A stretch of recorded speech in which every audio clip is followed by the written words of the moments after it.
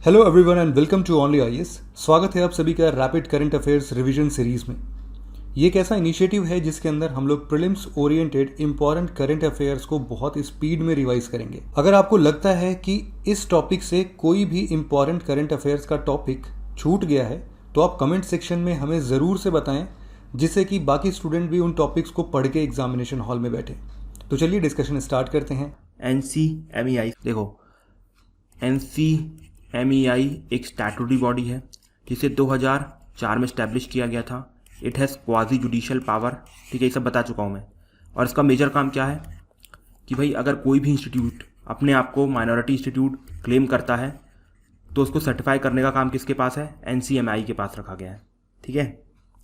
अब देखो, NCMEI ये देखता है कि जो इंस्टीट्यूट है क्या वो माइनॉरिटी के द्वारा स्टैब्लिश किया है या अभी भी क्या वो माइनॉरिटी के द्वारा चलाया जा रहा है। तो ऐसे इंस्टीट्यूट को आप कह सकते हैं माइनॉरिटी इंस्टीट्यूट डिक्लेयर कर दिया जाता है NCMEI के द्वारा। इसके जो चेयरमैन होते हैं, ही द जज ऑफ हाई कोर्ट। इसके बाद 3 मेंबर को नॉमिनेट करती है सेंट्रल गवर्नमेंट अपनी तरफ से। और उसके बाद अगर आप देखेंगे इसके पास एक सिविल कोर्ट की पावर भी होती है और he can act suo motu, मतलब खुद से भी ऐड कर सकता है, अगर कोई कंप्लेन करे उसके ऊपर भी ऐड कर सकता है। इसके बाद क्या क्या फ़ायदे होते हैं माइनॉरिटी एजुकेशन इंस्टीट्यूशन के, वो ऑलरेडी मैं फंडामेंटल राइट्स के पार्ट में डिस्कस कर चुका हूँ, तो आप वहाँ से एक बार और देख सकते हैं, ठीक है।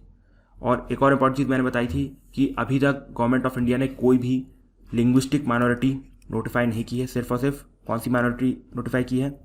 Religious minority. और मैंने ट्रिक बताई थी, BJP MSc। इस ट्रिक के लिए you have to visit the fundamental right part, okay. चलो वेल एंड गुड। अतः अगला आर्टिकल जिसका नाम है land ports authority of India. देखिए, land ports authority of India एक स्टैट्यूटरी बॉडी है जिसे land ports authority of India act 2010 में बनाया गया था। इसका मेन काम क्या होता है? देखो, आप सभी जानते हैं इंटरनेशनल बॉर्डर में चेक पोस्ट होती है, ठीक है। मान लीजिए ये एक इंटरनेशनल बॉर्डर है और यहाँ पर पाक है, यहाँ पर इंडिया है, तो यहाँ पर बीच में एक चेक पोस्ट बनाई जाती है, जैसे वाघा बॉर्डर है, ठीक है। और इन चेक पोस्ट का क्या काम होता है? इन चेक पोस्ट का काम होता है कि कस्टमर को फैसिलिटीज़ देना, सिक्योरिटी देना, ठीक है। ये चेक पोस्ट का काम होता है। तो ये जो हमारी LPI है, इसका काम यही है कि जितनी भी चेक पोस्ट हैं इंटरनेशनल बॉर्डर पे, उनको आप सेफ्टी प्रोवाइड करेंगे, सिक्योरिटी प्रोवाइड करेंगे और फैसिलिटीज़ प्रोवाइड करेंगे, ठीक है। याद रखिएगा, दोनों को, कार्गो को भी और साथ ही साथ पैसेंजर्स को भी। और अभी ये जो LPI है वो क्या कर रहा है? करतारपुर साहिब कॉरिडोर में एक पैसेंजर टर्मिनल बना रहा है, ठीक है। पैसेंजर टर्मिनल बिल्डिंग बना रहा है, इसलिए न्यूज़ में था। तो समझ में आया land ports authority of India क्या करता है? सिंपल सी बात है, जितनी भी चेक पोस्ट है इंटरनेशनल बॉर्डर में रिलेटेड टू इंडिया, वहाँ पर सिक्योरिटी प्रोवाइड करना, फैसिलिटीज़ प्रोवाइड करना to both customers and the passengers. That is a simple work of land ports authority of India. एक लाइन में याद करो, खत्म करो, ठीक है। उसके बाद जस्ट अ सेकेंड, इसके बाद आता है लॉ कमीशन ऑफ इंडिया, ठीक है। अब law commission of India has been reconstituted by the government of India. देखिए, ये 22nd लॉ कमीशन होने वाली है, ठीक है। और आप सभी जानते हैं जो भी लॉ कमीशन रहती है उसका टर्म होता है 3 साल का, और ये एक एग्जीक्यूटिव बॉडी होती है, मतलब गवर्नमेंट अपने रिजोल्यूशन से इसे क्रिएट करती है। और जो पहली लॉ कमीशन इंडिपेंडेंट इंडिया की, that was headed by MC सत्यलवाद। नाम याद रखना, हो सकता है किसी पीछे से पूछ ले। MC सत्यलवाद ने हेड किया था पहली इंडिपेंडेंट लॉ कमीशन को। दूसरी इंपॉर्टेंट चीज़ ये आती है कि ये किस किस तरीके के लॉ के ऊपर रिकमेंडेशन देता है। देखिए, सेंट्रल गवर्नमेंट अपनी तरफ से कुछ रेफरेंस देती है कि भैया आप इस लॉ के ऊपर सोच विचार करना, इस पॉइंट के ऊपर सोच विचार करना। तो सेंट्रल गवर्नमेंट जो रेफरेंस देती है, तो सबसे पहले ये लोग उन सारे लॉज को वेरीफाई करते हैं या उनके ऊपर रिपोर्ट बनाते हैं। दूसरा, अगर लॉ कमीशन को खुद से लगता है कि नहीं यार, इस पॉइंट के ऊपर भी सोच विचार करके एक रिपोर्ट बनानी चाहिए, तो वो खुद से भी कर देते हैं। और इसके बाद जो भी लॉ इंडियन कॉन्स्टिट्यूशन में ऑब्सोलीट हो चुके हैं, उन सब के ऊपर भी रिकमेंडेशन देती है हमारी लॉ कमीशन। तो ये 3 मेजर काम होते हैं लॉ कमीशन की। उसके बाद एक और इंपॉर्टेंट पॉइंट कि इसकी जो भी रिकमेंडेशन होती है ना, वो बाइंडिंग नहीं होती है, ठीक है। और अभी तक लॉ कमीशन 277 रिपोर्ट्स प्रस्तुत कर चुका है। और जो लास्ट लॉ कमीशन थी, that was headed by justice BS Chauhan. और पहली लॉ कमीशन को पूरे इंडिया की आप कह सकते हैं, that was headed by MC Macaulay, ठीक है। Lord Macaulay was the head of the first law commission of India, that was set up in 1834। तो ये हो गया हमारा लॉ कमीशन के बारे में। अब अगला आर्टिकल आता है, that is about the national investigation agency. तो आप सभी जानते हैं इसको 2016-11 के मुंबई टेरर अटैक्स के बाद बनाया गया था। ठीक है। और ये इंडिया की एक प्रीमियर काउंटर टेरर एजेंसी है। अगर कहीं पर भी पूरे इंडिया में कहीं पर भी टेरर एक्टिविटी होती है तो सीओ मोटो वहाँ पर जाके उस कंप्लीट एरिया का चार्ज लेता है, कंप्लीट इन्वेस्टिगेशन करता है, ठीक है। और इस चीज़ के लिए उसे स्टेट गवर्नमेंट ऑफ इंडिया की परमिशन भी नहीं चाहिए रहती है। अगर आपने सीबीआई के केस में देखा हो कि उनको जनरल कंसेंट या केस स्पेसिफिक कंसेंट चाहिए होता है, लेकिन same consent is not required in case of NIA. और इसके लिए गवर्नमेंट ऑफ इंडिया ने इवन स्पेशल एक्ट भी पास किया था 2008 में, दैट इज एनआईए एक्ट 2008। तो ये हो गया एनआईए के बारे में, ठीक है। अब अगला आर्टिकल हमारे सामने आता है डीलिमिटेशन कमीशन के बारे में। तो डीलिमिटेशन के बारे में थोड़ा बहुत मेंशन है कहाँ पर, हमारे आर्टिकल 82 में। देखिए आर्टिकल 82 क्या बोलता है। आर्टिकल 82 ये बोलता है कि हर एक सेंसस के बाद, जैसे ही सेंसस खत्म हो जाएगा उसके बाद सारी की सारी पार्लियामेंट्री कॉन्स्टिट्यूएंसी को डीलिमिट किया जाएगा। अभी मतलब बताऊंगा क्या होता है डीलिमिट का। डीलिमिट किया जाएगा और उसके बाद दोबारा सीट्स एलोकेट की जाएंगी और ये डीलिमिटेशन का काम करेगा, कौन करेगा? डीलिमिटेशन कमीशन करेगा, ठीक है। और डीलिमिटेशन कमीशन को कौन अपॉइंट करता है? प्रेसिडेंट साहब अपॉइंट करते हैं, ठीक है। तो क्या लिखा है आर्टिकल 82 में? आर्टिकल 82 में लिखा है कि हर एक सेंसस के बाद पार्लियामेंट्री कॉन्स्टिट्यूएंसी को डीलिमिट किया जाएगा और इस डीलिमिटेशन काम डीलिमिटेशन कमीशन करेगा। और डीलिमिटेशन कमीशन के मेंबर कौन अपॉइंट करता है? प्रेसिडेंट साहब अपॉइंट करते हैं। अब हम डिस्कस करेंगे कि व्हाट इज डीलिमिटेशन। कॉन्स्टिट्यूशन ये बोलता है कि हमारे राज्यों में सीट को कुछ इस तरीके से डिवाइड करना है कि हर राज्य में सीट्स का रेशो और पॉपुलेशन का रेशो लगभग सेम आए। आई नो ऐसे समझ में नहीं आया होगा। So let us take an example. Like suppose हमारे इंडिया में दो राज्य हैं, एक है मध्य प्रदेश और दूसरा है उत्तर प्रदेश, ठीक है। अब मान लो कि उत्तर प्रदेश की पॉपुलेशन है 5 लाख और मध्य प्रदेश की पॉपुलेशन है 3 लाख, ठीक है।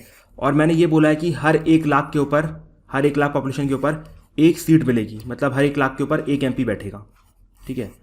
अब उस प्रकार से यूपी को कितनी सीट मिलनी चाहिए? 5 सीट मिलनी चाहिए। एमपी को कितनी मिलनी चाहिए? 3 मिलनी चाहिए, बिकॉज यहाँ पर 3 लाख है और यहाँ पर 5 लाख है।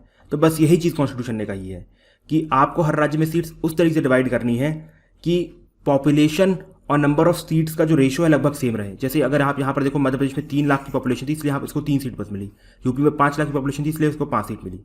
तो ये इस तरीके से स्टेट्स के बीच में सीट डिवाइड करनी है, ठीक है। चलो वेल एंड गुड। इसके बाद हमारा कॉन्स्टिट्यूशन ये भी बोलता है कि हर एक राज्य में पार्लियामेंट्री कॉन्स्टिट्यूएंसीज होती है, तो पार्लियामेंट्री कॉन्स्टिट्यूएंसी में भी कुछ इस तरीके से सीट को डिवाइड करना है जिससे कि उस पार्लियामेंट्री कॉन्स्टिट्यूएंसी में और पॉपुलेशन में जो सीट का रेशो है लगभग सेम रहे। आई नो ये भी समझ में नहीं आएगा, उसके लिए भी फिर से एग्जांपल देते हैं। ये रहा हमारा सपोज यूपी, ठीक है। मान लो यूपी में सिर्फ 2 ही कॉन्स्टिट्यूएंसी है, एक है वेस्ट यूपी और दूसरी है ईस्ट यूपी। अब मान लो ईस्ट यूपी में 5 लाख में से 4 लोग ईस्ट यूपी में रहते हैं और यहाँ पर सिर्फ और सिर्फ 1 लाख लोग रहते हैं। तो 4 सीट मिलेगी ईस्ट यूपी को और 1 सीट मिलेगी वेस्ट यूपी को। समझ में आया? इस तरीके से हमारे यहाँ पर कॉन्स्टिट्यूशन ने सीट्स को डिवाइड करके रखा है। और कॉन्स्टिट्यूशन ने क्या बोला है कि हर सेंसस के बाद आप इसको चेंज करोगे। क्यों? बिकॉज हर साल आप समझ लो हर सेंसस के बाद पॉपुलेशन बदलेगी ना। हो सकता है कि अब कुछ लोग ईस्ट यूपी से वेस्ट यूपी में चले जाए, मान लो 2 लोग यहाँ चले गए, तो अब सेंसस कंडक्ट हुआ, पता चला यहाँ पर 3 लाख की पॉपुलेशन है, यहाँ पर 2 लाख की पॉपुलेशन है, तो यहाँ पर 3 सीट होनी चाहिए और यहाँ पर 2 सीट होनी चाहिए। इसलिए कॉन्स्टिट्यूशन ने बोला था कि आपको हर 3 साल के बाद, नॉट 3 साल बाद, हर बार सेंसस के बाद आपको डीलिमिटेशन कमीशन बैठानी है और जो भी वो रिकमेंडेशन देगा वो आपको माननी पड़ेगी। और एक मैं आपको चीज़ बताना चाहूँगा, डीलिमिटेशन की जो कमीशन की रिपोर्ट आती है, याद रखिएगा it is a force of law और आप इस रिपोर्ट को अमेंड नहीं कर सकते। जैसी जैसी वो बोलेगा बिल्कुल सेम वे में आपको इंप्लीमेंट करनी ही पड़ेगी। कोई भी मॉडिफिकेशन नहीं किया जाएगा डीलिमिटेशन कमीशन की रिपोर्ट में, ठीक है। और अगर आप देखेंगे हमारा कॉन्स्टिट्यूशन चालू होता है 1952 में, हम पहली बार सेंसस के अकॉर्डिंगली डीलिमिटेशन करते हैं, सेम 1963 में करते हैं, इसके बाद 1973 में करते हैं। लेकिन जब 1982-83 में डीलिमिटेशन करने की बात आती है उस टाइम पे हम नहीं करते हैं। क्यों? देखिए रीज़न वॉज वेरी सिंपल कि जो साउथ इंडियन स्टेट्स है ना, उन्होंने फैमिली प्लानिंग में, पॉपुलेशन कंट्रोल में बहुत अच्छा काम किया था, जिसके चलते हुए उनकी पॉपुलेशन ड्रास्टिकली रिड्यूस हो गई थी। वेरएज़ अगर आप नॉर्दर्न इंडिया के स्टेट्स की बात करें, for example UP, Madhya Pradesh, Maharashtra, not Maharashtra actually Bihar, यहाँ पर क्या हुआ था कि पॉपुलेशन का राइज हुआ था। और अगर मान लो अब आप डीलिमिटेशन करते तो सिंपल सी बात क्या है कि जो तमिलनाडु की सीट्स हैं वो किसको चली जाती? हमारी यूपी को या बिहार को, और तमिलनाडु की, कर्नाटक की, इन सब की सीट्स कम हो जाती। तो भाई यहाँ पर तो उन्होंने इतना अच्छा काम किया, अब आपको इनको रिवॉर्ड करना चाहिए, तो आप इनको पनिश करने वाले हो। तो ये सब नहीं होगा। इसलिए इंदिरा गांधी जी ने एक एक्ट पास किया था जिसके चलते हुए 25 सालों तक क्या करना है, सिर्फ और सिर्फ 1971 का सेंसस यूज़ करना है। उसके बाद ये लिमिटेशन 2001 में ख़त्म हो रही थी। इसके बाद फिर से अटल जी की सरकार ने बोला कि चलो ठीक है, काम तो अच्छा किया है, तो हम इसको 25 साल तक फिर से एक्सटेंड करते हैं। तो आप कह सकते हैं 2025-26 तक अभी भी आपको क्या यूज़ करना पड़ेगा, 1971 का सेंसस, ठीक है। और ऐसी उम्मीद है कि 25 साल के बाद इसको और एक्सटेंड किया जाएगा, जस्ट बिकॉज कि अभी तक नॉर्थ इंडिया में पॉपुलेशन कंट्रोल नहीं हो पाया है, ठीक है। अब देखो, आप सभी जानते हैं जब 2001 में दोबारा डिलिमिटेशन की बात आई थी, बिकॉज 25 साल खत्म हुए थे, तो अटल जी ने बोला चलो ये बात तो सही है कि हमें साउथ इंडिया की सीट्स नहीं लेनी चाहिए, ऊपर से बहुत ज़्यादा पॉलिटिकल टर्मोइल आ जाएगा। तो उन्होंने बोला चलो ठीक है, हम स्टेट्स की सीट को कुछ वेरी नहीं करेंगे, स्टेट की सीट वैसी की वैसी रहने देंगे, ठीक है। लेकिन आप ये भी जानते हैं कि एक्चुअली स्टेट में भी काफ़ी उथल पुथल हुई है, कुछ रीजन में एकदम से पॉपुलेशन बढ़ गई, कुछ रीजन में एकदम से पॉपुलेशन कम हो गई है।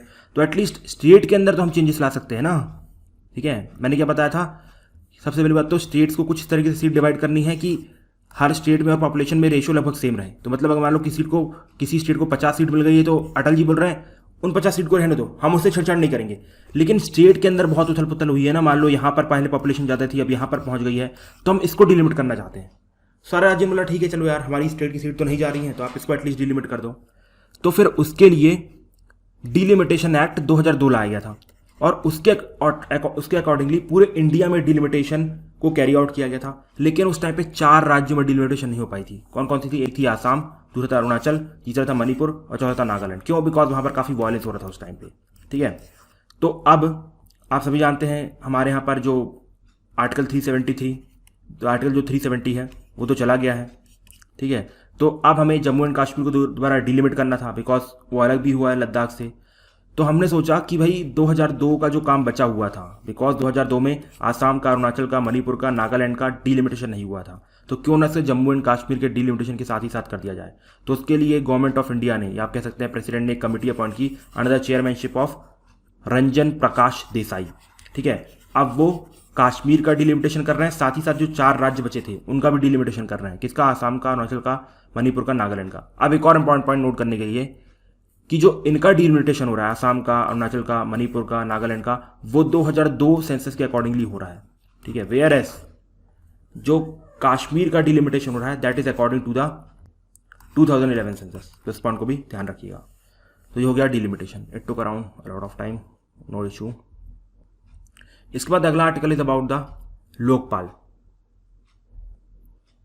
तो कॉन्टेक्स्ट तो आप सभी जानते होंगे, रिसेंट में जस्टिस पिनाकी चंद्रा घोष को पहला लोकपाल अपॉइंट किया गया है, ठीक है। लोकपाल क्या है? एक तरीके का ऑम्बड्समैन है। ऑम्बड्समैन से आप जानते हैं क्या होते हैं? देखिए, ऑम्बड्समैन ऐसी बॉडी होती है जो कि पार्लियामेंट के द्वारा अपॉइंट की जाती है, and it is directly responsible to the parliament only, ठीक है। बिकॉज अगर आप देखें, लेजिस्लेचर ही है सारी जितनी भी ऑर्गेनाइजेशन है सबको पावर देता है, भले वो एग्जीक्यूटिव हो चाहे जुडिशरी हो, तो अल्टीमेटली। और ये लोग क्या करते हैं? इस पावर का मिसयूज़ करते हैं। तो इस पावर के मिसयूज़ को चेक करने के लिए पार्लियामेंट अपनी तरफ से ऑम्बड्समैन अपॉइंट करता है, जो कि डायरेक्टली पार्लियामेंट की तरफ रिस्पॉन्सिबल होता है, ठीक है। और वैसा ही जो ऑम्बड्समैन है उसे इंडिया में लोकपाल कहा जाता है। तो पहला लोकपाल कौन बने हैं? जस्टिस पिनाकी चंद्र घोष। और आप सभी जानते हैं अन्ना का मूवमेंट हुआ था, उसके बाद लोकपाल एंड लोकायुक्त एक्ट 2013 पास हुआ था। अब इसकी हम जुरिडिक्शन देखते हैं कि किसके ऊपर जुरिडिक्शन होती है। सबसे पहली बात तो prime minister of India is covered under it, पहली चीज़। दूसरी बात, जितने भी मिनिस्टर्स हैं, और यूनियन मिनिस्टर की बात कर रहा हूँ, ठीक है, बिकॉज स्टेट्स के लिए तो ऑलरेडी लोकायुक्त ऑलरेडी प्रेजेंट है, ठीक है। तो कौन कौन आएंगे? प्राइम मिनिस्टर आएंगे, यूनियन मिनिस्टर्स आएंगे, एमपीज आएंगे। इसके बाद ABCD ग्रुप्स के जितने भी सेंट्रल गवर्नमेंट के ऑफिसर होते हैं वो सारे इसके अंदर कवर किए गए हैं, ठीक है। अब सबसे पॉइंट ये आता है कि इसकी कॉम्पोजिशन क्या है। देखिए, लोकपाल में इन टोटल आपको मिलेंगे chairperson plus max to max 8 member, और इसमें से 50% जुडिशल होने चाहिए और 50% SC, ST, OBC, women and minority होने चाहिए। इंपॉर्टेंट पॉइंट याद रखना, 50% चाहिए हमें जुडिशल और 50% चाहिए SC, ST, OBC, minority and women, ठीक है।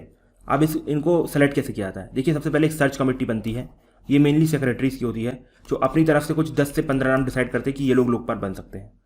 अब ये जो सर्च कमेटी रहती है, ठीक है, याद रखिए इस सर्च कमेटी में भी 50% member should be from SC, ST, OBC, minority and women community, ठीक है। अब ये जो सेक्रेटरीज की सर्च कमेटी होगी वो क्या करेगी, 10 से 15 में डिसाइड कर लेगी। अब ये लोग भेजेंगे इनको सेलेक्ट कमेटी के पास, ठीक है। अब जो सेलेक्ट कमेटी है इसको इसके अंदर कौन कौन से मेंबर होंगे, सबसे इंपॉर्टेंट पॉइंट याद रखिएगा। सबसे पहले होंगे हमारे प्राइम मिनिस्टर के बाद आएंगे स्पीकर ऑफ लोकसभा, उसके बाद आएंगे CGI या फिर उसके नॉमिनी, और उसके बाद आएंगे लीडर ऑफ अपोजिशन, और उसके बाद eminent jurist that will be appointed by president. और जो एमिनेंट जूरिस्ट है ना, उसको एक्चुअली सेंट्रल गवर्नमेंट के पास उसकी पावर नहीं रहेगी। यही जो 4 मेंबर थे, PM, स्पीकर, CGI या उसके नॉमिनी और लीडर ऑफ अपोजिशन, यही 4 लोग बताएंगे कि कौन एमिनेंट जूरिस्ट यहाँ पर आने वाला है, ठीक है। तो टोटल ये 5 मेंबर रहेंगे जो कि इन 10-15 लिस्ट से किसी एक बंदे को लोकपाल अपॉइंट करने वाले हैं, ठीक है। समझ में आया? चलो ये पॉइंट तो क्लियर हो गया। अब इसके बाद अगर मैं इनकी पावर की बात करूँ तो मैंने जुडिशन ऑलरेडी बता दिया है। और सबसे इंपॉर्टेंट यहाँ पर प्राइम मिनिस्टर को हैंडल करने की पावर, ठीक है, ये सबसे इंपॉर्टेंट है यहाँ पर। देखिए जो प्राइम मिनिस्टर साहब हैं उनको हैंडल करने के लिए स्पेशल प्रोसीजर बनाई गई है। जैसे कि प्राइम मिनिस्टर को अगर आप देखें तो कुछ केसेस में कन्वर्ट कर ही नहीं सकते। जैसे एग्जाम्पल के तौर पे अगर IR हो गया, international relation, external and internal security के मामले में, पब्लिक ऑर्डर के मामले में, एटॉमिक एनर्जी के मामले में, स्पेस के मामले में, इन सब मामलों में उनके खिलाफ इंक्वायरी नहीं होगी। और अगर होगी भी ना तो उसके लिए पूरी की पूरी बेंच बैठेगी, जैसे 9 के 9 मेंबर, मतलब एक चेयरमैन और प्लस 8 मेंबर। और इनमें से अगर 2/3 ऑफ द मेजॉरिटी मानेगी कि प्राइम मिनिस्टर के खिलाफ प्रोसीडिंग होनी चाहिए, सिर्फ और सिर्फ तभी प्रोसीडिंग होगी, ठीक है। और जो भी कंप्लीट हियरिंग होगी उसे रिकॉर्ड किया जाएगा कैमरे में, ये सबसे इंपॉर्टेंट बात है, ठीक है। और अगर मान लो उनके खिलाफ एलिगेशन रॉन्ग प्रूव होती है तो जो भी डेटा आया होगा वो पूरा डिस्ट्रॉय कर दिया जाएगा, उससे सहेज के नहीं रखा जाएगा। तो ये प्राइम मिनिस्टर की स्पेशल प्रोसीजर रखी गई है। इसके साथ ही साथ अगर आप देखें तो यहाँ पर कोई भी कंप्लेन कर सकता है, कोई भी रिस्ट्रिक्शन नहीं रखी गई है। और इवन जो फॉरेनर्स है ना वो भी कंप्लेन कर सकते हैं, बस उनको अपना पासपोर्ट यहाँ पर देना पड़ेगा कि भैया मैं ये कंप्लेन करने वाला हूँ, ओके। इसके बाद अगर आप देखें FCRA के अंदर जो भी 10 लाख से ऊपर की डोनेशन लेता है, जो भी NGO है, तो वो सभी लोकपाल के अंडर में आने वाले हैं, ठीक है। और उसके बाद अगर किसी भी ऑनेस्ट ऑफिसर को यहाँ पर फंसाने की कोशिश की गई तो याद रखिएगा उनके खिलाफ भी एक्शन लिया जाएगा, ठीक है। यहाँ पर भी उनके लिए स्पेशल प्रोविजंस रखे गए हैं। उसके बाद अगर आप बात करें तो फिर कुछ खास इंपॉर्टेंट बचता नहीं है, बाकी सब ऐसी जेनरिक प्रोविजन है। तो आई होप आपने ऑलरेडी उन्हें रीड किया था। जो भी इंपॉर्टेंट प्रोविजन थे वो मैंने यहाँ पर बता दिए हैं। So we are done with this Lokpal. अब इसके बाद आते हैं हम सिविल सर्विसेज बोर्ड में। देखिए सुप्रीम कोर्ट की एक जजमेंट आई थी 2013 में। सुप्रीम कोर्ट ने ये बोला था कि जितने भी राज्य हैं वो IAS, IPS या इन शॉर्ट आप ये कह सकते हैं कि जो भी ऑल इंडिया सर्वेंट्स होते हैं उनको जो ट्रांसफ़र करते हैं वो खुद से ना करे, उसके लिए एक सिविल सर्विसेज बोर्ड बनाए। तो सुप्रीम कोर्ट के नक्शे कदम में चलते हुए अभी अभी पंजाब गवर्नमेंट ने सिविल सर्विसेज बोर्ड की स्थापना कर दी है। बहुत कम स्टेट्स में बोर्ड बने हैं लेकिन एटलीस्ट पंजाब की गवर्नमेंट ने इसकी स्थापना की है, ठीक है। और इसका कॉम्पोजिशन क्या होता है? It is headed by chief secretary. बस इसके बाद जितने भी मेंबर सब भूल जाना, कोई नहीं पूछने वाला है, पॉज करके रीड करने की जरूरत भी नहीं है, बट आपकी मर्जी, रीड करना तो रीड कर लेना, but it is headed by chief secretary of the state, ठीक है। अब इसका फंक्शन क्या है? इसका फंक्शन ये है कि अगर कहीं पर भी मतलब राज्य में कहीं पर भी प्री मैच्योर ट्रांसफ़र करना हो तो उसके लिए आपको सिविल सर्विस बोर्ड से पूछना पड़ेगा, ठीक है। जैसे एग्जाम्पल के तौर पे किसी भी MD है, मान लीजिए कोई भी MD है, उसको 2 साल का टर्म दिया गया था and he is an IAS, और अगर आप उसका ट्रांसफ़र 1 साल के अंदर ही करने वाले हैं तो सिविल सर्विस बोर्ड रिकमेंड करेगा कि भैया आप उसका ट्रांसफ़र करेंगे कि नहीं करेंगे। तो प्री मैच्योर ट्रांसफ़र की जो भी जिम्मेदारी दी गई है वो हमारे सिविल सर्विस बोर्ड को दी गई है, ठीक है। और याद रखिएगा जब भी ये जो बोर्ड ट्रांसफ़र करेगा प्री मैच्योरली तो इवन जो ऑफिसर है, कंसर्न ऑफिसर जिसको ट्रांसफ़र किया जाना है, उससे भी पूछा जाएगा कि भैया आपकी क्या राय है, और उसको कंप्लीट नोट डाउन किया जाएगा, उसका रिकॉर्ड बनाया जाएगा, ठीक है। और हर साल ये जो सिविल सर्विस बोर्ड है चीफ मिनिस्टर को अपनी रिपोर्ट भेजने वाला है कि हमने इस लोगों का ट्रांसफ़र किया, क्यों किया, रीज़न क्या था, ऑफिसर ने क्या किया, हर चीज़ बताई जाएगी, ठीक है। लेकिन जो अल्टीमेट अथॉरिटी होती है ना लोगों को ट्रांसफ़र करने की, वो CM के पास होती है।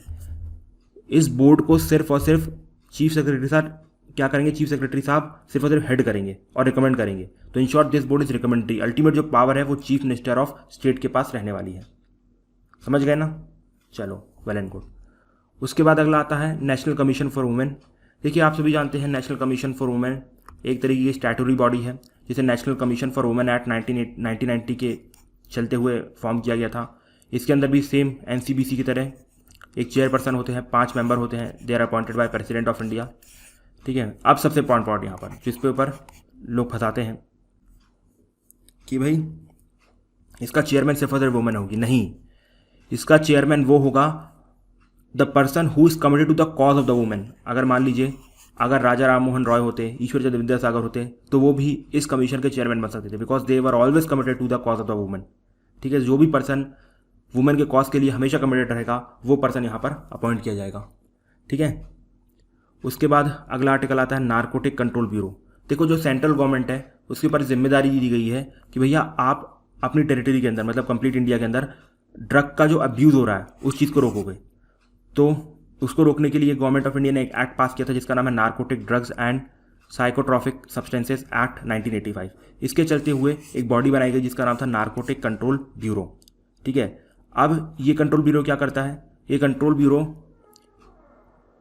पूरे इंडिया में ड्रग ट्रैफिकिंग को रोकने की कोशिश करता है। साथ ही साथ अगर कोई इलीगली इसको अब्यूज़ कर रहा है, स्मगल कर रहा है, वो भी कौन रोकता है, हमारी एनसीबी रोकती है।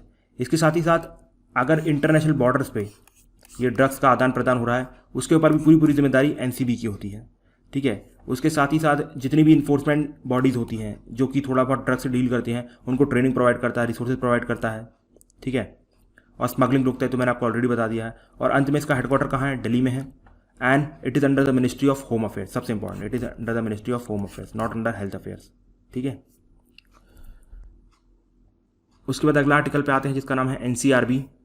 देखिए सबसे पहले क्या होता है कि टंडन कमेटी रिकमेंड करती है कि भैया एक ऐसी बॉडी होनी चाहिए जिसके पास इंडिया के सारे क्राइम्स का और क्रिमिनल्स का डेटा हो। फिर सेम चीज़ हमारी नेशनल पुलिस कमीशन रिकमेंड करती है, और अंत में मिनिस्ट्री ऑफ होम अफेयर्स की जो टास्क फोर्स है वो भी सेम रिकमेंड करती है। और उसके चलते हुए एंड में फाइनली 1986 में एनसीआरबी की स्टैब्लिशमेंट कर दी जाती है। और एनसीआरबी का काम क्या होता है, इसका काम ये होता है कि इंडिया में जितना भी क्राइम हुआ है और जितने भी क्रिमिनल्स हैं उन सबका डेटाबेस मेंटेन करना। ठीक है, इसके साथ ही साथ सबसे इंपॉर्टेंट पॉइंट ये वाला थर्ड वाला जो CCTNS है, crime and criminal tracking network and system, ये आपको मैंने जुडिशरी में बताया था। इस प्रोजेक्ट की इम्प्लीमेंटेशन, कोऑर्डिनेशन, मॉनिटरिंग एनसीआरबी करता है, इसको भूलना नहीं। इसके साथ ही साथ अगर आप देखेंगे इंटर स्टेट या इंटरनेशनल क्राइम्स जो होते हैं उसका भी डेटा मेंटेन करता है। और उसके बाद क्राइम रिकॉर्ड ब्यूरो के जो भी पर्सनल हैं उनको भी ट्रेन करता है किस तरीके से आपको डेटा मेंटेन करना, किस तरीके से उनको चेक करना है। उसके बाद it also store the fingerprint of the person. और उसके बाद सेंट्रल गवर्नमेंट को और स्टेट गवर्नमेंट को एडवाइस करता है regarding the fingerprints and footprints. ठीक है, तो ये कुछ मेजर काम है। इसका हेडक्वार्टर आप सभी जानते हैं न्यू दिल्ली में है, and it comes under the ministry of home affairs. इसके बाद सबसे इंपॉर्टेंट पॉइंट है यहाँ पर कि ये क्या क्या पब्लिश करता है। सबसे बड़ी बात तो accidental death and suicides in India, present statistics in India, fingerprints in India and report on missing women and children in India. ठीक है, तो ये सब कुछ इंपॉर्टेंट पॉइंट हो गए regarding the NCRB. KVIC that is khadi and village industries commission. तो आप सभी जानते हैं ये एक स्टैट्यूटरी बॉडी है जिसे khadi and village industries commission act 1956 के अंदर बनाया गया था, बट इसकी एक्चुअल स्टैब्लिशमेंट 1957 में हुई थी। ये मिनिस्ट्री ऑफ MSME के अंडर आता है और इसका मेजर काम क्या है, जितने भी विलेज इंडस्ट्रीज़ होती हैं और खादी इंडस्ट्रीज़ होती हैं उनको प्रमोट करना और डेवलप करना। अब यहाँ पर नोट करने वाली दो चीज़ें हैं। सबसे पहली बात, ये एक स्टैट्यूटरी बॉडी है। ठीक है, पहला क्वेश्चन ये आ सकता है। दूसरा, किस मिनिस्ट्री के अंदर आता है, मतलब मिनिस्ट्री ऑफ MSME के अंदर आती है। और तीसरी चीज़, क्या ये सिर्फ और सिर्फ खादी इंडस्ट्रीज़ को प्रमोट करता है, नहीं, जितनी बाकी बची हुई विलेज इंडस्ट्रीज़ हैं उनको भी ये प्रमोट करता है। ठीक है, तो ये हो गया हमारा KVIC। KVIC के बाद नेक्स्ट बॉडी आती है हमारे सामने CVC that is central vigilance commission. देखिए इसके बारे में आप सभी जानते होंगे, संथानम कमेटी ने 1964 में इसके बारे में रिकमेंडेशन दी थी और अल्टीमेटली उसकी रिकमेंडेशन पे काम करते हुए गवर्नमेंट ऑफ इंडिया ने CVC को 1964 में बनाया। बट उस टाइम पे इस बॉडी को एक एग्जीक्यूटिव रेजोल्यूशन के थ्रू बनाया गया था। ठीक है, इसके बाद 2003 में क्या किया जाता है, इसको स्टैट्यूटरी स्टेटस दे दिया जाता है, मतलब इसके लिए एक स्पेशल लॉ पास कर दिया जाता है, तो अल्टीमेटली गवर्नमेंट से थोड़ी सी इंडिपेंडेंट हो जाती है। इसके बाद 2004 में क्या किया जाता है कि जितने भी विसल ब्लोअर प्रोटेक्शन एक्ट है उसके अंदर कोई भी अगर कंप्लेन करेगा, ठीक है, करप्शन के रिगार्डिंग किसी भी सेंट्रल एम्प्लॉयज़ के अंदर, तो उसके अंदर तहकीकात करने की पावर CVC को दे दी गई थी। ठीक है, और इसके साथ ही साथ अगर मान लो कोई, आप कह सकते हैं, मोटिवेटेड कंप्लेन करता है, मतलब फॉल्स कंप्लेन करता है किसी ऑफिसर को फंसाने के लिए, तो उस टाइम पे भी ये उस पर्सन के अगेंस्ट एक्ट करने वाला है। और बाकी तो आप सभी जानते होंगे जो CVC है वो एक कौन सी इन्वेस्टिगेशन एजेंसी है, प्रिवेंशन करप्शन इन्वेंशन एजेंसी है। ठीक है, मेनली इसका काम क्या है, करप्शन को रोकना अमंग द सेंट्रल एम्प्लॉयज़, और ये आप कह सकते हैं काफ़ी हद तक गवर्नमेंट ऑफ इंडिया से इंडिपेंडेंट है। ठीक है, अब अगर मैं इसके कॉम्पोजिशन की बात करूँ तो इसमें आपको क्या मिलेंगे, एक चेयरपर्सन मिलेंगे, ठीक है, सेंट्रल विजिलेंस ऑफिसर, और दूसरे 2 ऑफिसर्स और मिलेंगे। ठीक है, तो एक CVC खुद होते हैं, सेंट्रल विजिलेंस कमिश्नर, और बाकी 2 मेंबर्स होते हैं। अब देखिए, जो CVC होते हैं इनको अपॉइंट करने के लिए एक स्पेशल कमेटी बनती है। ठीक है, जिसमें होते हैं prime minister, leader of opposition and union minister of home affairs. देखिए, याद रखिएगा, यहाँ पर प्राइम मिनिस्टर किसी अपने कैबिनेट मिनिस्टर को अपॉइंट नहीं करते हैं, नॉमिनेट नहीं करते हैं, यहाँ पर बाय डिफ़ॉल्ट होम मिनिस्टर ही आते हैं। ठीक है, वेयर अगर आप CIC की बात करें, मतलब इंफॉर्मेशन कमिश्नर की, तो वहाँ पर लिखा रहता है कि कोई भी minister nominate by prime minister, लेकिन यहाँ पर साफ साफ लिखा है prime minister, leader of opposition and very good it is union minister of home affairs. ठीक है, आप सभी जानते हैं ये सब काम एक्चुअली मिनिस्ट्री के अंदर ही आते हैं, होम मिनिस्ट्री के अंदर आते हैं, इसलिए होम मिनिस्ट्री यहाँ पर रहती है। इसके बाद इनका टर्म क्या रहता है, 4 साल या 65 साल, जो भी पहले आ जाए उसके थ्रू ये रिटायर हो जाएंगे। इसके बाद देखिएगा, they are not eligible for further employment, मतलब अब ये कोई भी जॉब इसके बाद नहीं कर सकते हैं। ठीक है, इसके बाद अगर मैं इसकी सैलरी, सर्विस कंडीशन और जो भी अलाउंसेस होते हैं उनकी बात करूँ तो ये सब के सब मेंबर और चेयरमैन ऑफ UPSC के इक्विवेलेंट होते हैं। मतलब जो CVC होंगे, जो मतलब चेयरमैन हैं, उनकी जो भी मतलब कंडीशन, सर्विस अलाउंस सब होगा किसके, चेयरमैन ऑफ UPSC के बराबर। और उसी प्रकार से जो बाकी के मेंबर हैं वो UPSC के मेंबर के बराबर रहेंगे। ठीक है, समझ में आया। और इसको कभी भी आप उनकी अपॉइंटमेंट करने के बाद चेंज नहीं कर सकते हैं किसी भी हाल में। ठीक है, कॉन्स्टिट्यूशनली अलाउड नहीं है। अब क्वेश्चन आता है कि इनको रिमूव कैसे किया जाता है। ठीक है, देखिए, सबसे पहली बात तो इन्हें रिमूव कुछ इस तरीके से किया जा सकता है, जैसे कि मान लीजिए अगर ये इंसॉल्वेंट हो जाए, मतलब बैंकरप्ट हो जाए, दिवालिया घोषित हो जाए, पहली चीज़ ये। अब आप सोच रहे हो भैया दिवालिये से क्या फ़र्क पड़ता है। देखिए, अगर मान लीजिए आप किसी दिवालिये पर्सन को सरकारी पोस्ट पर बैठाएंगे, आपको आपकी बैकग्राउंड जानता होगा भैया आप दिवालिया हो चुके हैं, ठीक है, तो आपको कोई रिश्वत देगा तो बहुत आराम से आप बिक जाएंगे। इसलिए गवर्नमेंट ही ट्राई करती है कोई भी दिवालिया बंदा हमारी सरकारी पोस्ट में ना बैठे, अदरवाइज इसका यहाँ पर बहुत ज़्यादा मिसयूज होने वाला है।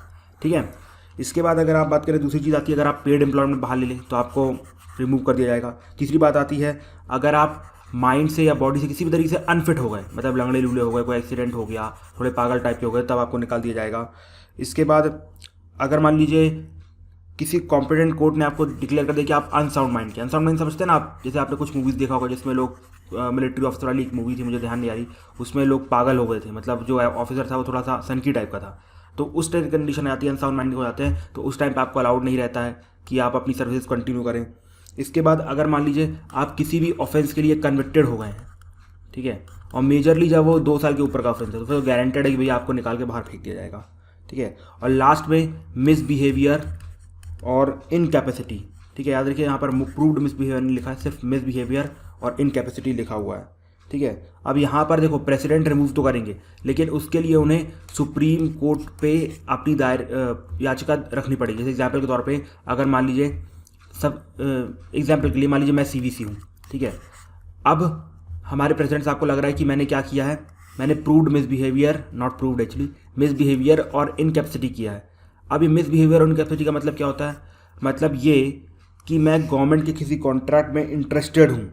ठीक है, जब भी मैं गवर्नमेंट के किसी कॉन्ट्रैक्ट में इंटरेस्टेड हूँगा तो उसे मिसबिहेवियर ट्रीट किया जाएगा। तो उस केस में क्या हो सकता है, देखिए उस केस में जो हमारे प्रेसिडेंट साहब हैं वो सुप्रीम कोर्ट को बोलेंगे कि भैया मुझे डाउट है कि इसने ऐसा किया है, तो आप कंप्लीट इसकी जो भी इन्वेस्टिगेशन है पूरी कर लो, और जो भी सुप्रीम कोर्ट कहेगा वो हमारे जो प्रेसिडेंट साहब को मानना पड़ेगा, ये डिसीजन उसके ऊपर बाइंडिंग होगा। ठीक है, तो ये इंपॉर्टेंट पॉइंट्स है CVC के बारे में। अब कुछ इंपॉर्टेंट फंक्शंस कौन कौन से हैं, देखो सबसे पहला फंक्शन तो यही है कि भाई अगर मान लो कोई भी बंदा करप्शन करते हुए फंसता है, सेंट्रल एम्प्लॉय, ठीक है, याद रखिए सिर्फ और सिर्फ सेंट्रल एम्प्लॉय अगर करप्शन करते हुए फंसता है तो CVC उसके ऊपर काम करने वाला है। सबसे पहली चीज़ ये हो गई।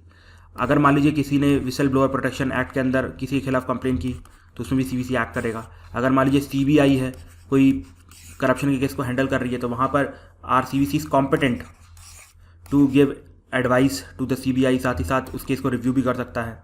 ओके, तो ये सब कुछ इंपॉर्टेंट फंक्शंस है हमारे CVC के। So we are done with the CVC। Now let's come to the next body, that is press trust of India. देखिए इंडिया में जितने भी इंपॉर्टेंट न्यूज़पेपर्स हैं, ठीक है, उसके जितने भी ओनर्स हैं, प्रोपराइटर्स हैं, उन्होंने इंडिया की सबसे बड़ी न्यूज़ एजेंसी बनाई है जिसका नाम है प्रेस ट्रस्ट ऑफ इंडिया।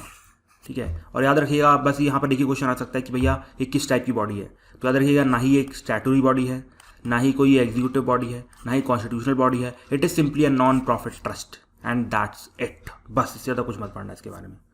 इसके बाद अगला आर्टिकल आता है regarding the general consent to CBI। देखिए this topic I have already cover, general consent to CBI, but मुझे यहाँ पर NIA से रिलेटेड एक डिफरेंस बताना था CBI में। ठीक है, डिफरेंस क्या है कि जो CBI है उसे अगर बाकी स्टेट्स पे इन्वेस्टिगेशन करनी हो तो उसे क्या चाहिए रहता है, सारे स्टेट्स की परमिशन चाहिए रहती है। वेयर एस NIA को ऐसी कोई भी परमिशन नहीं चाहिए। वो किसी भी स्टेट में जाएगा, घुसेगा, अपने मर्जी का जो भी इन्वेस्टिगेशन करना होगा करेगा और निकल आएगा, बिल्कुल शेर की तरह। ठीक है, वो जरा CBI बिल्ली की तरह पीछे आता है आराम से। ठीक है, इसके बाद अगली बॉडी आती है NCPCR, that is national commission for protection of child rights. देखिए एक स्टैट्यूटरी बॉडी है जिसे protection of child right act 2005 के अंदर बनाया गया था। ठीक है, ये ministry of women and child development के अंदर आती है। अब इसके देखिए यहाँ पर 3 मेजर काम है, इनको ध्यान समझिएगा।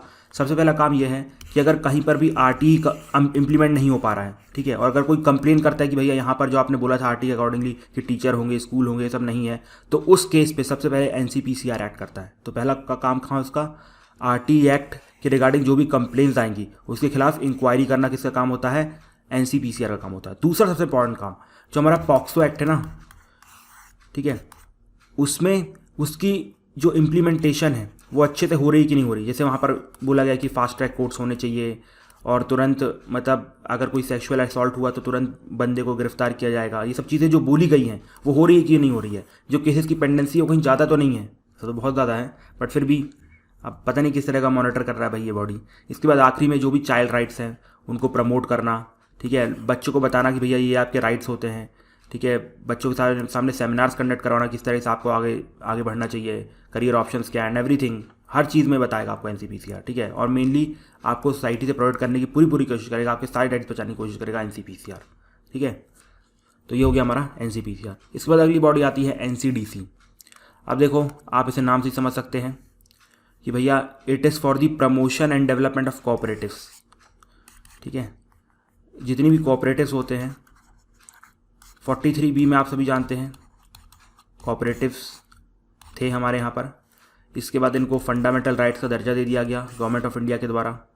ठीक है, 97th अमेंडमेंट एक्ट के द्वारा, आई थिंक एक बार चेक कर लेना 97 है कि नहीं है।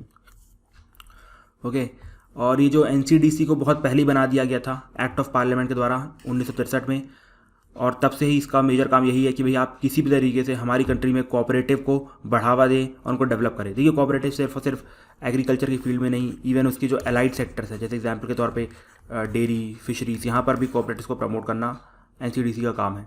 और याद रखिएगा it comes under ministry of agriculture and farmer welfare, that's it. बस यहाँ पर 2 ही क्वेश्चन एक्सपेक्टेड है, भैया एक स्टैट्यूटरी बॉडी है कि नहीं है, और दूसरा ये किस मिनिस्ट्री के अंदर आता है।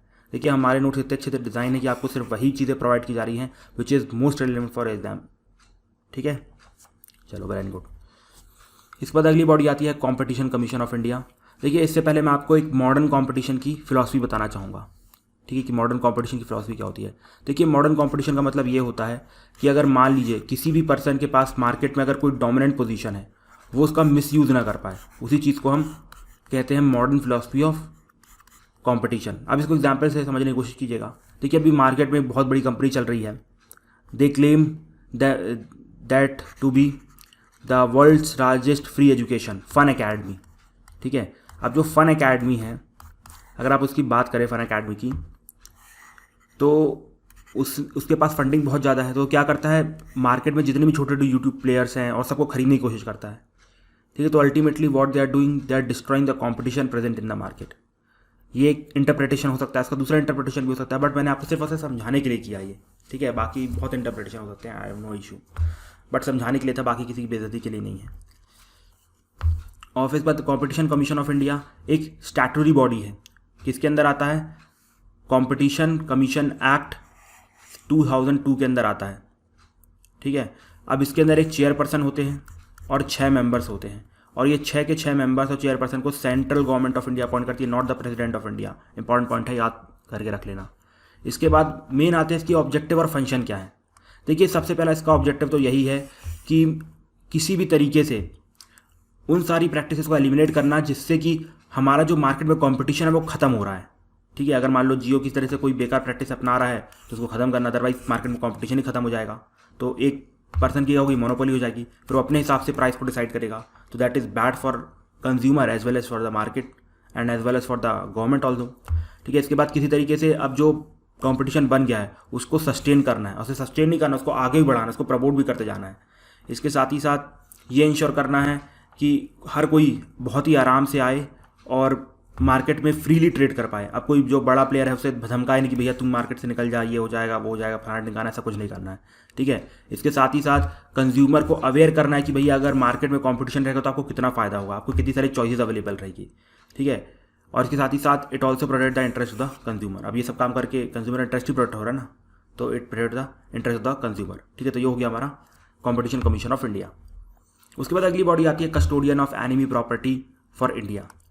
देखिए, ये एक एनिमी प्रॉपर्टी एक्ट 1968 के अंदर स्टैट्यूटरी बॉडी है। It is also a quasi judicial authority and it is also as a civil court under civil procedure code of 1908।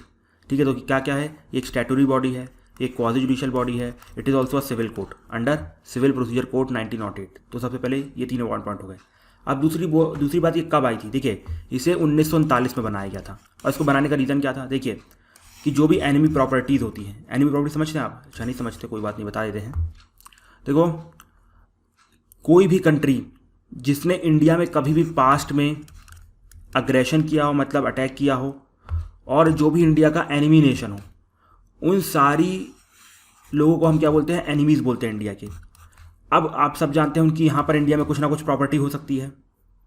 ठीक है, कुछ चाइना के लोगों की प्रॉपर्टी हो सकती है, आप कह सकते हैं कहाँ पर, हमारे अरुणाचल प्रदेश में या सिक्किम में। ठीक है, उसी प्रकार से पाकिस्तान की बहुत सारी प्रॉपर्टीज़ है, हमारे यूपी में है, लाहौर मतलब पंजाब में है, इन जगहों पे हैं। तो इन लोगों ने ऊपर से हमारे यहाँ पर पिछले कई बार अटैक भी किया है। 1962 में अटैक किया चाइना ने, 65 में पाकिस्तान ने, 71 में पाकिस्तान ने। तो इनकी सब की प्रॉपर्टी जो भी यहाँ पर है ना, एनिमी प्रॉपर्टीज़ बोलेंगे। और जब भी वॉर चालू होता है तो उस केसेस में क्या करते हैं कि जो भी गवर्नमेंट होती है ना, इन एनिमी प्रॉपर्टीज़ को एक्वायर कर लेती है। क्यों? बिकॉज हो सकता है इसका मिसयूज़ ना हो जाए। ठीक है, मतलब हो सकता है कि यहाँ पर कुछ आर्म्स रखे हों या बहुत कुछ हो सकता है, इसलिए इन प्रॉपर्टीज़ को एनिमी प्रॉपर्टीज़ डिक्लेयर करके गवर्नमेंट अपने पास रख लेती है। ठीक है, और सबसे पहली बार ऐसा 1939 में किया गया था ब्रिटिश गवर्नमेंट ऑफ इंडिया के द्वारा, जब वर्ल्ड वॉर 2 चालू हुआ था। ठीक है, इसके बाद गवर्नमेंट ऑफ इंडिया ने भी इसको कंटिन्यू किया था, लेकिन उस टाइम पे इसके बाद कोई स्टेटस नहीं था इस बॉडी के पास। जो सेपी है ना, CP is custodian of enemy property for India. ये तो आप नाम समझ सकते हैं, जितनी भी एनिमी प्रॉपर्टी होती हैं इसकी जो कस्टडी रहती है वो सेपी के पास रहती है। लेकिन जब 1939 में बॉडी आई थी तो स्टैट्यूटरी बॉडी नहीं थी, लेकिन 1968 में गवर्नमेंट ऑफ इंडिया ने इसे स्टैट्यूटरी बॉडी बना दिया। ठीक है, तो बस इसका क्या काम है, इसका बस मेजर काम यही है कि भैया जितनी भी एनिमी प्रॉपर्टीज़ है, जितनी भी प्रॉपर्टी को government of India enemy property declare करता है, आपको अपने पास रखना है, उसको उसकी कस्टडी रखनी है। ठीक है, और ये मिनिस्ट्री ऑफ होम अफेयर्स के अंदर आता है। देखिए, अभी इसमें बहुत सारी रिसेंट अमेंडमेंट्स लाई गई हैं 2018-19 में, जिसमें ये कहा गया कि भैया it is not a custodian, it is actually a owner of these properties. और government of India through an amendment जितनी भी एनिमी प्रॉपर्टीज़ उनको सोल्ड आउट करने वाली है। ठीक है, तो ऐसी अमेंडमेंट्स आई हैं, उनको भी फ्यूचर में डिस्कस करेंगे, नॉट हियर। बट आप सीपी के बारे में ध्यान रखना कि भैया ये एक स्टैच्यूटरी बॉडी है under enemy property act 1968। It is also a quasi judicial authority and it is also a civil court under civil procedure code of 1908। अब इसको सबसे पहली बार 1938 में बनवाया गया था। मेजर काम क्या होता है, जितनी भी एनिमी प्रॉपर्टी है उसकी कस्टडी रखनी। ठीक है, और अंत में it comes under the ministry of home affairs. सबसे इंपॉर्टेंट चीज़, it is not under ministry of defence, इसलिए मैं बार बार बोल रहा हूँ, it is under ministry of home affairs. Okay, इस पर अगला आर्टिकल आता है regarding the petroleum and natural gas regulatory board. देखिए, इसे petroleum and natural gas regulatory board act 2006 के अंदर इस्टेब्लिश किया गया था। ठीक है, अब इसका मेजर काम समझने की कोशिश करना। देखिए, हमारे यहाँ पर जो भी पेट्रोलियम है, पेट्रोलियम प्रोडक्ट्स हैं या नेचुरल गैस है, इसकी रिफाइनिंग करना, प्रोसेसिंग करना, स्टोरेज करना, ट्रांसपोर्ट करना, डिस्ट्रीब्यूट करना, मार्केटिंग करना, सेल करना, इन सबसे रिलेटेड जो भी रेगुलेशन है वो PGNRB करता है। क्या क्या? पेट्रोलियम की, पेट्रोलियम प्रोडक्ट्स की और नेचुरल गैस की। जो भी रिफाइनिंग है, प्रोसेसिंग है, स्टोरेज है, ट्रांसपोर्टेशन है, डिस्ट्रीब्यूशन है, मार्केटिंग है, सेल है, इन सबको कौन रेगुलेट करता है? हमारा PGNRB। ठीक है, 2 बार बोल चुका हूँ, आई थिंक कवर किया होगा। अब यहाँ पर सबसे इंपॉर्टेंट पॉइंट आने वाला है। देखिए, ये तो सबको पता होगा यार, ये तो नॉर्मल सी स्टेटमेंट है तो कोई भी टिक मार देगा, लेकिन सबसे इंपॉर्टेंट पॉइंट यहाँ पर, ये किसी भी तरीके से क्रूड ऑयल और नेचुरल गैस के प्रोडक्शन से कोई भी छेड़छाड़ नहीं करता। आप देखिए यहाँ पर साफ साफ लिखा है, excluding the production of crude oil and natural gas. सबसे इंपॉर्टेंट क्वेश्चन यहीं से बनेगा, ये सबको पता होगा कि भैया पेट्रोलियम प्रोडक्ट्स और नेचुरल गैस की refining, processing, storage, transportation, distribution, marketing, sale ये करता है। साथ ही साथ ये भी पता होगा भैया ये petroleum and natural gas regulatory board act 2006 के अंदर आता है। लेकिन ये किसी को नहीं पता होगा कि भैया प्रोडक्शन से रिलेटेड इसका कुछ भी लेना देना नहीं है, ना ही नेचुरल गैस का प्रोडक्शन और ना ही क्रूड ऑयल का प्रोडक्शन। ठीक है, समझ में आया? तो ये हो गया हमारा PNGRB। इसके बाद अगली बॉडी आती है हमारी नेशनल कमीशन फॉर सफाई कर्मचारी। देखिए 1993 में एक एक्ट पास होता है जिसका नाम था नेशनल कमीशन फॉर सफाई कर्मचारी। ठीक है, और आप समझते हैं कि भैया एक एक्ट के अंदर बॉडी है, मतलब it is a statutory body. लेकिन बड़ी पहली बार ऐसा मैंने सुना कि 2004 में क्या हुआ, ये जो एक्ट था ना इसका, that is national commission for सफाई कर्मचारी, ये लैप्स कर गया। मतलब इसका जो स्टैट्यूटरी स्टेटस था इस बॉडी का वो भी खत्म हो गया। और रिसेंट में अभी ये ministry of social justice and environment के अंदर काम करती है और उसका जो टेन्योर है ना वो गवर्नमेंट अपने रिजोल्यूशन से धीरे धीरे करके बढ़ा रही है। Sorry for the problem. तो क्या मैं बोल रहा था कि ministry of social justice and empowerment के अंदर ये बॉडी आती है और गवर्नमेंट अभी अपने रिजोल्यूशन से इसका टेन्योर बढ़ा रही है। तो सबसे इंपॉर्टेंट पॉइंट ये है कि पहले it was a statutory body but now it is not at all a statutory body. ठीक है, ये इंपॉर्टेंट पॉइंट है, इसको ध्यान रखना। और ministry of social and justice के अंदर आता है। इसके बाद अगली बॉडी आती है broadcast audience research council, that is BARC India. देखिए 2010 में क्या होता है, बहुत सारे एडवर्टाइजर्स, एड एजेंसीज और ब्रॉडकास्टिंग कंपनीज ने मिलकर एक बॉडी बनाया जिसको उन्होंने नाम दिया बार्क, और इसका काम ये था कि टीवी की रेटिंग्स बतानी। ठीक है, अब इसके बाद ministry of information and broadcasting 2014 में अपनी तरफ से गाइडलाइंस लाती है कि किस तरीके से टेलीविज़न रेटिंग को इंडिया में रेगुलेट किया जाएगा। अब 2015 में ministry of information and broadcasting, ये जो बार्क एजेंसी बनाई गई थी ना, इसको सर्टिफाई कर देती है, बोलती थी चलो हम इसे रजिस्टर्ड बॉडी मान देते हैं और यही बताएगी कि इंडिया में टेलीविज़न रेटिंग को कैसे कैरी आउट किया जाएगा। ठीक है, तो अल्टीमेटली ये गवर्नमेंट के द्वारा सर्टिफाइड बॉडी है। ठीक है, बट याद रखिएगा इसे गवर्नमेंट ने नहीं बनाया है।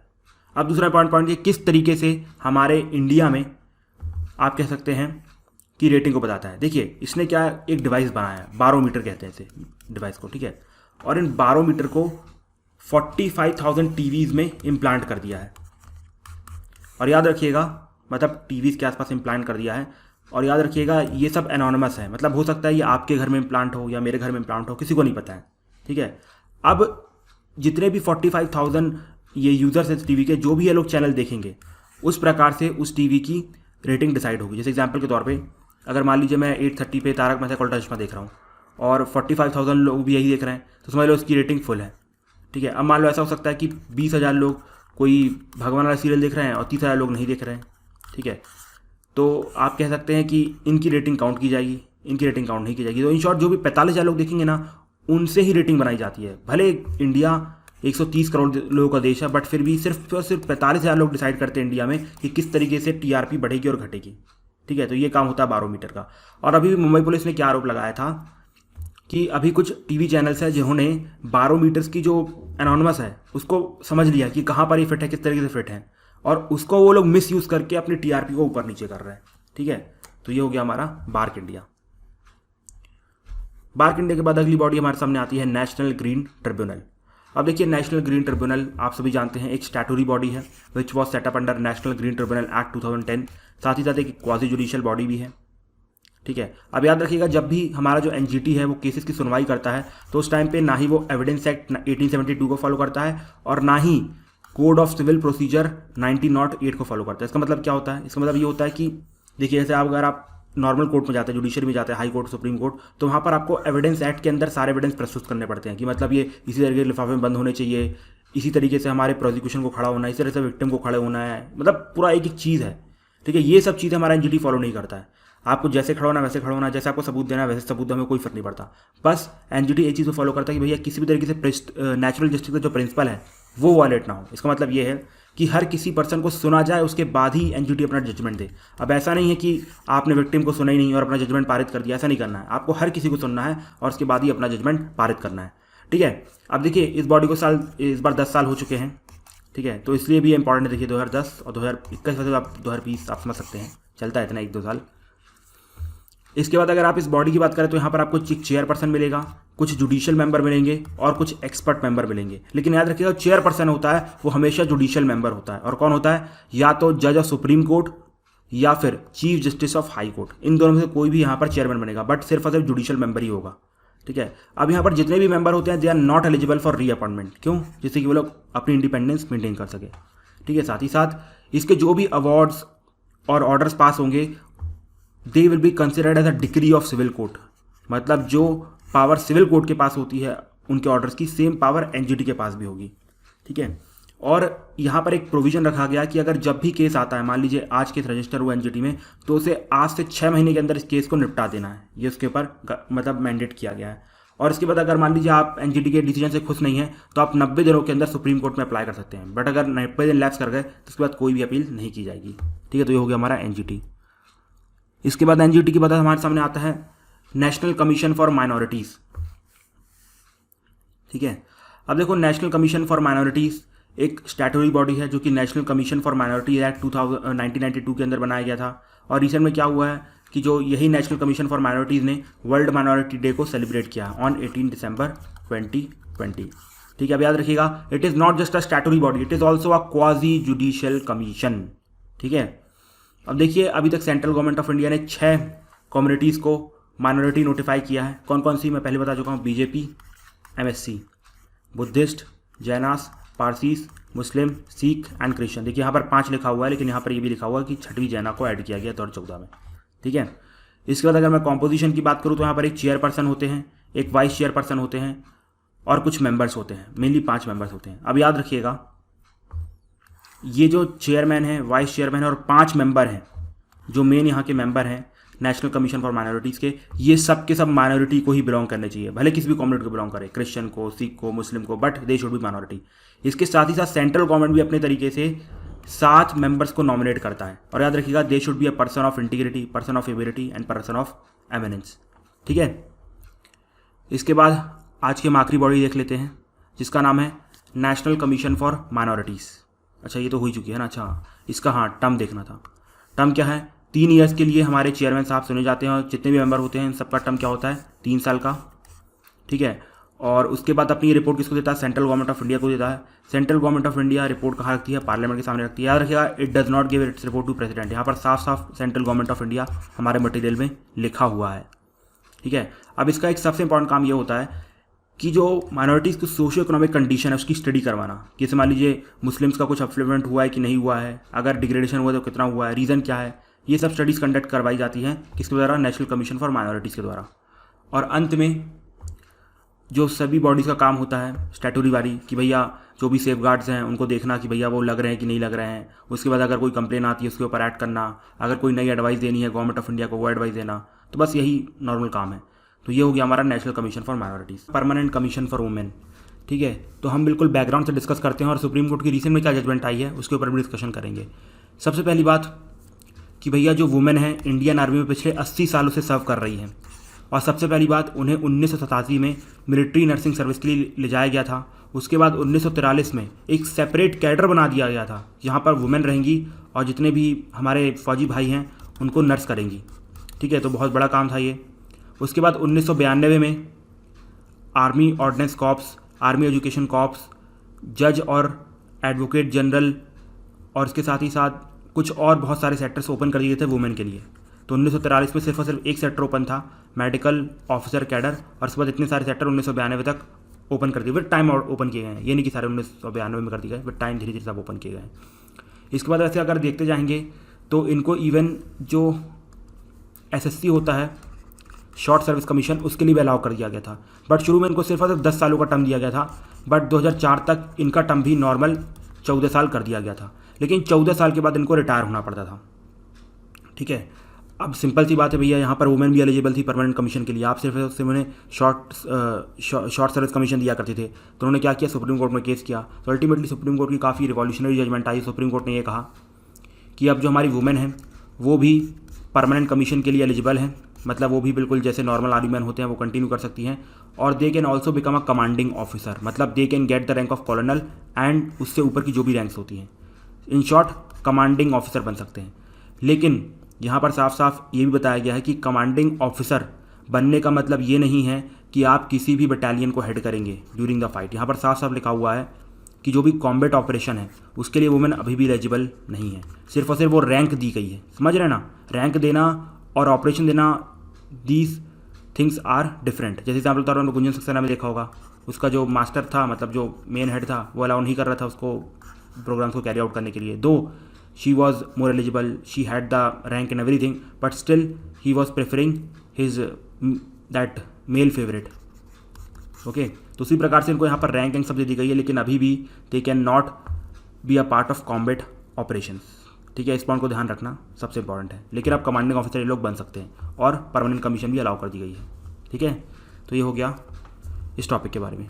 इसके बाद अगला टॉपिक है इन्फोर्समेंट डायरेक्टरेट। देखिए, ये हमारे यहाँ पर इकोनॉमिक इंटेलिजेंस एजेंसी की तरह काम करता है। ठीक है, तो इसका मेजर काम क्या होगा, जो भी हमारे पास इकोनॉमिक लॉज हैं उनको अच्छे से इंप्लीमेंट करवाना, और साथ ही साथ अगर कोई भी इकोनॉमिक क्राइम होता है उसको इन्वेस्टिगेट करना या उसको होने से ही रोकना, ये काम होता है ईडी का। ठीक है, और ये मिनिस्ट्री ऑफ फाइनेंस के अंदर आता है, रेवेन्यू डिपार्टमेंट में। ठीक है, बस मिनिस्ट्री ऑफ फाइनेंस याद रखना, इतना काफ़ी है। इसके बाद अगली बॉडी हमारे सामने आती है डायरेक्टरेट ऑफ रेवेन्यू इंटेलिजेंस। देखिए, हमारा जो ईडी था वो क्या कर रहा था, इकोनॉमिक्स के क्राइम को रोक रहा था, इकोनॉमिक्स को फाइट कर रहा था। अब यहाँ पर ये सिर्फ और सिर्फ एंटी स्मगलिंग से रिलेटेड बॉडी है। इसका काम क्या होता है कि भाई एंटी स्मगलिंग की इंटेलिजेंस को इकट्ठा करना और उस इंटेलिजेंस के बेसिस पे पूरे केस को इन्वेस्टिगेट करना, और अल्टीमेटली कुछ फ्यूचर में उसके थ्रू होने वाला है तो ऑपरेशन कैरी आउट करके उस पूरे प्रोग्राम को कैंसिल करवाना, जो भी कॉन्स्पायरेसी है इंडिया के अगेंस्ट। अब याद रखिएगा, it comes under central board of indirect taxes, सबसे इंपॉर्टेंट है, और ये तो सभी जानते होंगे। तो CBIC comes under ministry of finance. तो ये हो गई हमारी कुछ इंपॉर्टेंट बॉडीज़। अब अगली बॉडी हमारे सामने आती है राष्ट्रीय कामधेनु आयोग। देखिए, राष्ट्रीय कामधेनु आयोग को अभी रिसेंट में 2019 में ही बनाया गया है, और ये एक एडवाइजरी बॉडी है। अब क्या एडवाइस करती है, ये एडवाइस करती है कि हमारी जो इंडिजिनियस ब्रीड्स ऑफ काऊ हैं, मतलब जो हमारी घरेलू काऊ हैं, घरेलू गायें हैं, उनकी जेनेटिक क्वालिटीज़ कैसी बढ़ाई जाएँ। ठीक है, आप सभी जानते होंगे जो हमारी इंडियन गाय होती हैं वो कम दूध देती हैं, वो बात अलग ही भैया, वो कम खाना भी खाती हैं और कहीं पर भी कितने भी हार्श इन्वायरमेंट को सर्वाइव कर लेती हैं।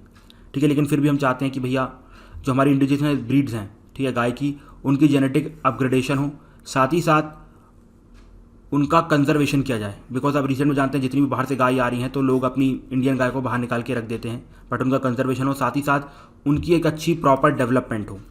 जैसे जलीकट्टू के बारे में एक चीज़ कही जाती है कि जलीकट्टू दो थोड़ा सा हो सकता है इनह्यूमन हो एनिमल्स के अगेंस्ट, बट उसकी वजह से ही जो जलीकट्टू मेन भैंसा है उनका जो भी है, जो भी कहते हैं उसे, उनकी वजह से बस वो प्रोटेक्ट हो पा रहा है, अदरवाइज उसकी कुछ खास इंपॉर्टेंस नहीं रह गई है सोसाइटी में। ठीक है, समझ में आया। बिकॉज अब तो आप जानते हैं ना, हमारे यहाँ पर खेती ट्रैक्टर से होती है, तो आप बताओ क्या करोगे जलीकट्टू का। तो इस तरीके से आप कह सकते हैं हम अपनी जो नॉर्मल ब्रीड्स हैं काऊ की, बैल की, उनको प्रोटेक्ट करने की कोशिश कर रहे हैं। ठीक है, अब याद रखिएगा किसको एडवाइस देता है, ये सेंट्रल गवर्नमेंट ऑफ इंडिया को एडवाइस देता है। तो it is an advisory body with related to cows and to the central government of India. ठीक है, अब याद रखिएगा, it comes under the ministry of fisheries, animal husbandry and dairying, not under the ministry of agriculture. Important point to note. दूसरी बात, it is a integral part of Rashtriya Gokul mission. I hope आपने इसे economics में पढ़ लिया होगा। ठीक है, इसके साथ ही साथ रिसेंट में ना, लास्ट दिवाली में, मतलब 2018-19 की दिवाली में, इसने एक कैंपेन लॉन्च किया था जिसका नाम था कामधेनु दीपावली अभियान। इसका काम क्या था कि आप दीपावली में ना काऊ डंग का मैक्सिमम टू मैक्सिमम यूज़ करें अपने बहुत सारे पर्पसेस के लिए। ठीक है, तो ये हमारा राष्ट्रीय कामधेनु आयोग। उसके बाद अगली बॉडी हमारे सामने आती है national anti doping agency, that is NADA. ठीक है, not Nadda, it is NADA. अब देखिए, it is registered as a society under the societies registration act of 1890। It is not a statutory body, point to be noted my lord. इसके बाद it is an autonomous body under the ministry of youth affairs and sports. ये तो simple सी बात है भैया, sports ministry के अंदर ही जाना था। इसके बाद देखो इसका मेजर काम क्या होता है। सबसे पहला काम इसका होता है कि जो भी वाडा कोड है ना, वाडा जानते हो ना, वर्ल्ड एंटी डोपिंग एजेंसी, इसने जो भी अपने कोड बनाए हैं उसको इंडिया में इम्प्लीमेंट करने का काम किसका है, नाडा का है। ठीक है, फिर दूसरी चीज़, सबसे इंपॉर्टेंट काम है इसका, ठीक है, स्टार मानने वाला काम है कि ये क्या करता है, जितने भी स्टेरॉइड्स होते हैं ना, जो भी लोग उसको लेते हैं उससे रिलेटेड रिपोर्ट्स और स्टडीज़ कंडक्ट करवाता है, और सारे प्लेयर्स को ये बताने की कोशिश करता है देखो भाई अगर आप स्टेरॉइड लोगे, दो अभी आप रिसेंट में अपनी परफॉर्मेंस बढ़ा लोगे, लेकिन आपको लाइफ लॉन्ग बहुत लॉस होने वाला है। इसके साथ ही साथ ये वाडा के रूल्स के अगेंस्ट जाता है, तो अल्टीमेटली यू विल डिस्क्वालीफाइड। तो ना तो आप घर के रहोगे ना घाट के रहोगे। ठीक है, और यहाँ पर 10 स्टार वाला पॉइंट आ गया कि हमारे इंडिया में जो भी डोपिंग के टेस्ट हैं वो national dope testing laboratory conduct करवाता है, ठीक है, not Nada, actually national dope testing lab, ठीक है, इस पॉइंट को ध्यान रखना। इस पर next comes is archaeological survey of India. देखिए तो आप सभी जानते होंगे कि आर्कियोलॉजिकल सर्वे ऑफ इंडिया को सबसे पहले 1861 में अलेक्जेंडर कनिंघम ने बनाया था। काफ़ी कंट्रीब्यूशन है इनका हमारी हिस्ट्री में, 2 नेगेटिव कंट्रीब्यूशन है बट फिर भी अच्छा है, काफ़ी रिसर्च तो की थी इन्होंने यहाँ पर हमारे यहाँ। इसके बाद he was also first director general of archaeological survey of India. याद रखिएगा it comes under ministry of culture. और इसका मेजर काम क्या है? देखिए इसका मेजर काम ये है कि ancient monument and archaeological sites remains act 1958 के अंदर जितने भी मॉन्यूमेंट्स या स्ट्रक्चर्स आते हैं, स्कल्पचर्स आते हैं, उसी प्रकार से antiquities and art treasurer act 1972 के अंदर जितनी भी मूर्तियाँ आती हैं उन सब की protection archaeological survey of India को करनी होती है। और मेनली अगर देखेंगे इनके अंदर वही बॉडीज़ आती हैं जो लगभग 100 साल पुरानी होती हैं, ठीक है, समझ में आया? Okay, well and good. उसके बाद अगली बॉडी आती है यूनिवर्सिटी ग्रांट कमीशन। वैसे तो अभी इसे रिवैम्प करने वाले हैं, देखते हैं कब होता है। देखिए ये एक स्टैट्यूटरी ऑर्गेनाइजेशन है जिसे 1953 में बनाया गया था, लेकिन इसके लिए जो एक्ट था ना वो 1956 में लाया गया। तो इस पॉइंट को ध्यान रखना, अगर ऐसा कोई स्टेटमेंट आ जाती है कि this body was set up in 1953 but it came in 1956, तो ये स्टेटमेंट सही होने वाली है। ये देखिए सबसे पहली बात, इसे 53 में बनाया गया था लेकिन एक्ट 1956 में आया, ठीक है। अब इसका मेजर काम समझने की कोशिश करना। जितनी भी यूनिवर्सिटीज़ हैं वहाँ पर टीचिंग का स्टैंडर्ड ना गिरे, एग्जामिनेशन का स्टैंडर्ड ना गिरे, रिसर्च का स्टैंडर्ड ना गिरे, ये सब इंश्योर करना काम किसका होता है? हमारी यूजीसी का होता है, जितनी भी यूनिवर्सिटीज़ हैं, ठीक है। अब साथ ही साथ ये क्या करता है? कोऑर्डिनेशन इस्टेब्लिश करता है बिटवीन द डिफरेंट यूनिवर्सिटीज़, और इसका हेडक्वार्टर कहाँ है? नई दिल्ली, ओके। चलो उसके बाद अगली बॉडी हमारे सामने आती है फसाई, that is food safety and standards authority of India. देखिए एक स्टैट्यूटरी ऑर्गेनाइजेशन है जो कि 2006 में इस्टेब्लिश हुई थी under food safety and standards act 2006। इसकी parent ministry ministry of health and family welfare है, ठीक है, याद रखना वो फूड वाली मिनिस्ट्री नहीं है, ठीक है, ministry of health and family welfare. Note करके रखना भाई, जितनी बार स्टार लगा रहा हूँ ना बहुत इंपॉर्टेंट पॉइंट्स है। देखिए I know it is factly but क्या करें, आप तो करना पड़ेगा ना यार। इसके बाद देखो यहाँ पर अभी ये बॉडी इंपॉर्टेंट नहीं है, इसने कुछ इनिशिएटिव्स लॉन्च किए थे पिछले पास्ट 1 से 2 सालों में, वो बहुत इंपॉर्टेंट है। सबसे पहला इनिशिएटिव है भोग सर्टिफिकेट। मतलब जितनी भी प्लेसेस ऑफ वर्शिप हैं, जैसे आपने देखा कुछ मंदिर होते हैं वहाँ पर हाइजीन बहुत ही बेकार होती है, ठीक है।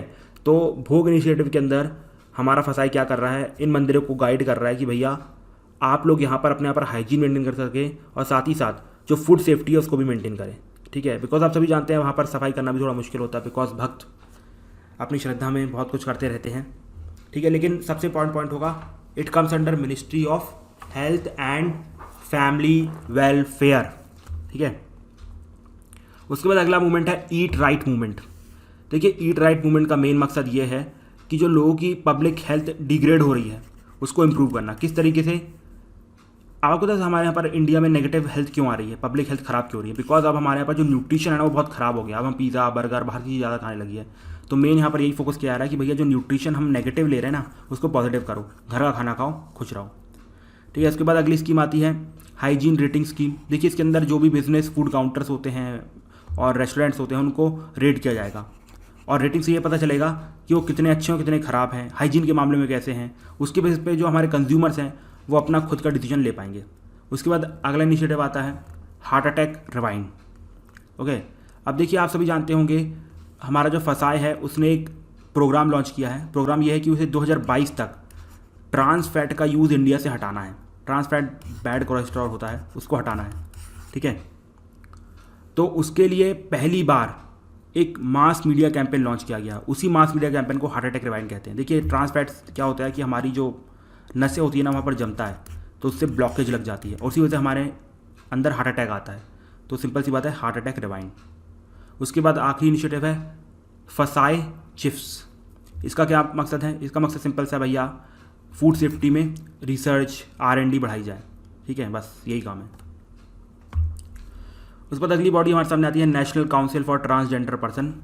तो देखिए national council for transgender person आप सभी जानते हैं रिसेंट में अभी transgender person protection of rights act 2019 के अंदर इस्टेब्लिश की गई है। तो मतलब ये एक स्टैट्यूटरी बॉडी है और ये ministry of social justice and empowerment के अंदर आती है।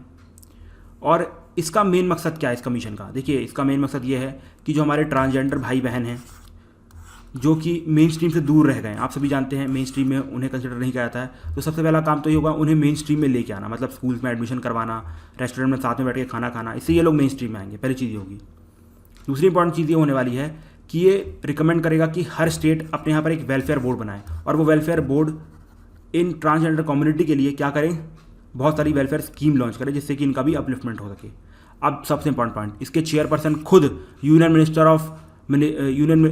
Minister of social justice and empowerment होने वाले हैं। इंपॉर्टेंट पॉइंट है, स्टार करके रख लेना, ठीक है। और लास्ट में वही जानते हो स्टैट्यूटरी कमीशन की, हर स्टैट्यूटरी कमीशन की वही तमाशा है कि भैया जो गवर्नमेंट को एडवाइस करेंगे, अगर कोई भी कंप्लेन आएगी उसके ऊपर एड्रेस करने वाले हैं, अगर कोई पॉलिसी सेफगार्ड्स अगर इंप्लीमेंट नहीं हो रहे तो बताएंगे, कुछ नए सजेशन देंगे, बस यही चीज़ें हर किसी में जो NHRC में पढ़ा होगा ना वही यहाँ पर कॉपी पेस्ट कर देना, सेम चीज़ है।